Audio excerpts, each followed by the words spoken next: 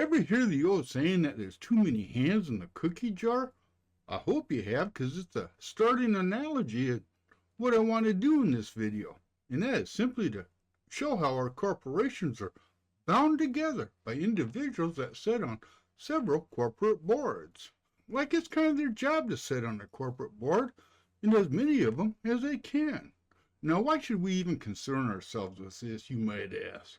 And rightly so.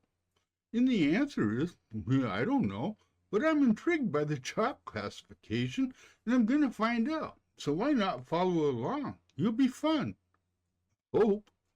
But before we do anything, we need to know what a corporate board is. According to Google AI, it's a group of people elected by shareholders, and shareholders are people that buy a little piece of paper that says you own 1% of 1% of a half percent of some corporation, and it ain't even close to 0.00001% ownership. But you get to vote who sits on the board. And that board is responsible for making sure the corporation is generating profit. And this board, and this is important, operates independently of a corporation's management. They are two different cats of a different skin.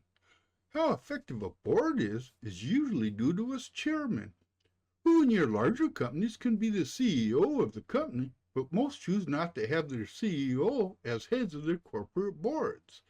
Now, since we're talking about people who sit on more than one board, let's ask, why would they do so? Now, before we get too far into this, know that there have been scholarly studies to address this important question. Studies that I'm too cheap to buy, so I gotta settle for the abstract.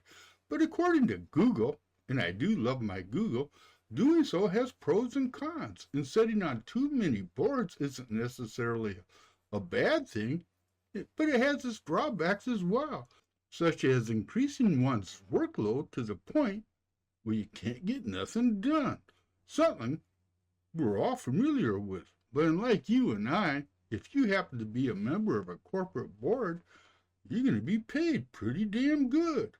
If it's a smaller corporation, you're going to smile at the $40,000 you're raking in just to cast a vote on denying a decent salary for those you're responsible to. And if you're smart enough, lucky enough to be one of the 4,000 or 5,000 people that sit on a board of the Fortune 500, which is the top 500 corporations, your take-home is about $325,000, and that's just sitting on one board.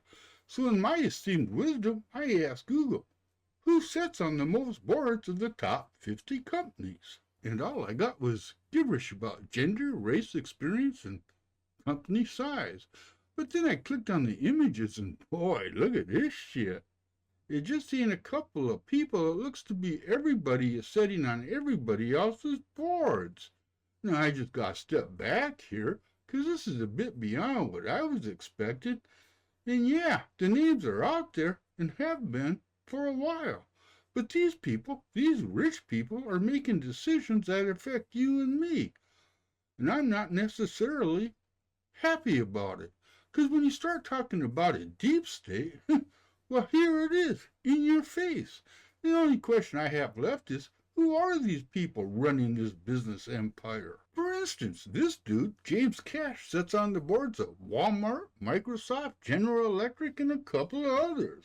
And this dude, Bill George, he has sat on the boards of Goldman Sachs, Exxon Mobil, Target, and the Mayo Clinic. So let me leave you with a final thought, although a disturbing thought. When these people get together and talk, do you think they're talking about making your life better or their lives better by making a lot of profit for the companies whose boards they sit on? And now I'm going to close out this little video with this.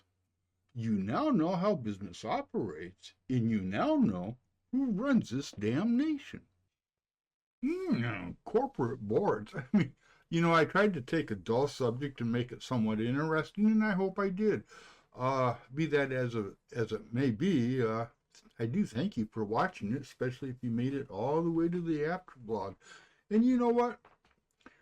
Yeah, These people bitching about the deep state in government, that's not where you should be looking for it, because that's not where it is. And that's just my 2 cents, my opinion. And with that, I'll leave you with a shot of Patron and... No, I'm not going to have a wild night because it's early in the morning.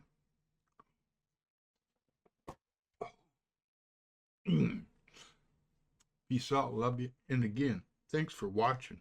And if you haven't subbed, do so.